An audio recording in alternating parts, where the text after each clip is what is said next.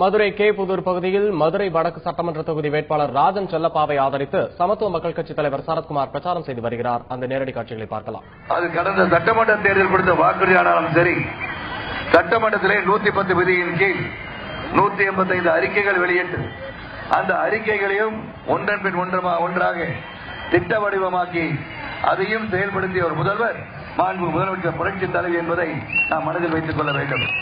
ஆக மக்களை பற்றி சிந்தித்து அது கல்வியாகட்டும், தொழில்வளமாகட்டும், விவசாயிகளின் பிரச்சனையாகட்டும், நெசவாளர்கள் பிரச்சனையாகட்டும், அனைத்து தொழிலாளர்களின் பிரச்சனையாக இருந்தாலும் சரி, அதை எந்த விதத்தை அணுகி எப்படிப்பட்ட திட்டங்களை அவர்கள் சென்றடைய செய்ய வேண்டும் என்று சிந்தித்த தொலைநோக்கு சிந்தனையுடன் செயல்படுகின்ற முதல்வரை தான் நாம் பெற்றிருக்கின்றோம். ஆகவே அனைத்து இடங்களில் நாம் வெற்றி பெறுவதற்காகத்தான் இங்கு நமது வேட்பாளர், வடக்கு தொகுதி வேட்பாளர் அன்பு அண்ணன் ராஜன் செல்லப்பா அவர்களுக்கு இரட்டை இலட்சத்தில் வாக்கு சேகரித்து வந்திருக்கின்றேன். இங்கு பல கூட்டணிகள் இந்த தேர்தலை சந்தித்துக் கொண்டிருக்கின்றன. அதை பற்றியெல்லாம் உங்களுக்கு தெரியும். காரணம், தொலைக்காட்சியை பார்த்துக் கொண்டிருக்கிறீர்கள், செய்தித்தாள்களை படித்துக் கொண்டிருக்கிறீர்கள், வாட்ஸ்அப், சோசியல் மீடியா, விஞ்ஞான வளர்ச்சியடைந்த சூழலிலே ட்விட்டர், வாட்ஸ்அப், இன்ஸ்டாகிராம் என்று அனைத்து இணையதளங்களும் பார்த்துக் கொண்டிருக்கிறீர்கள். ஒவ்வொருவர் கையில் இருக்கின்ற மொபைல் போனே இன்று ஒரு செய்தித்துறையாக விளங்கிக் கொண்ட சூழ்நிலை. அனைத்து செய்திகளும் நீங்கள் படித்திருப்பீர்கள். இருந்தாலும் உங்களுக்கு சில செய்திகளை மட்டும், இங்கு உள்ள கூட்டணியான திராவிட முன்னேற்ற கழகம் காங்கிரஸ் ஒரு சுயநல கூட்டணி என்பதை நீங்கள் மனதில் வைத்துக் கொள்ள வேண்டும். சுயநலமும் சந்தர்ப்பவாத கூட்டணி.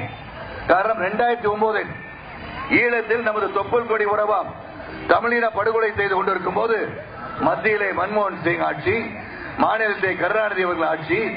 அந்த கருணாநிதி ஆட்சியில் இருந்தவர்கள் மத்தியிலே மத்திய அரசில் பங்கு வகித்தார் என்பதை நீங்கள் மனதில் வைத்துக் கொள்ள வேண்டும். அதன் பிறகு கருணாநிதி 1 மணி நேர உண்ணாவிரத கபட நாடகம். அந்த உண்ணாவிரதத்துக்கு பிறகு காங்கிரஸ் கூட்டணியிலிருந்து, ஆட்சி பீடத்திலிருந்து நாங்கள் அகன்று கொள்கிறோம் என்று சொல்லிவிட்டு காங்கிரஸை பற்றி கூடா நட்பு கேடில் முடியும் என்று சொன்னார். ஆனால் இன்று அவர்கள் அந்த கூடா நட்புடன் சேர்ந்து கொண்டு இந்த தேர்தலை சந்திக்க வந்திருக்கிறார்கள். ஆக அன்பு சகோதர சகோதரிகளை புரிந்து கொள்ளுங்கள், எந்த விதமான சுயநலமும் சந்தர்ப்பவாதமும் அடங்கியிருக்கிறது என்று. ஆக திராவிட முன்னேற்ற கழகம் ஸ்டாலின் இப்போ உடையை மாற்றிக் கொண்டு விட்டார். மதுரையில் அதிமுக வேட்பாளரை ஆதரித்து சமத்துவ மக்கள் கட்சித் தலைவர் சரத்குமார் பிரச்சாரம் செய்த காட்சிகளை நேரடியாக பார்த்தோம்.